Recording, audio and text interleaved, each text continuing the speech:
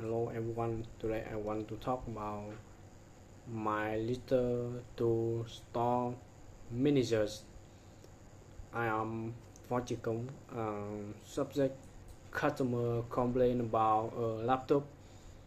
Uh, Dear managers, I'm writing to report a problem.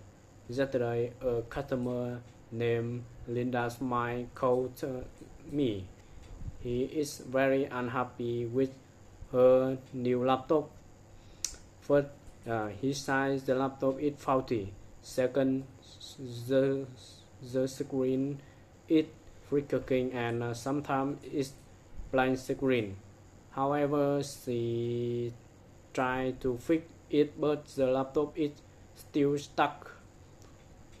Additionally, she wants a replacement or refund.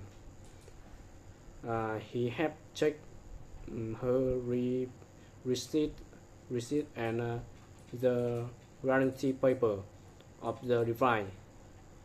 She is writing for our co discuss the solution.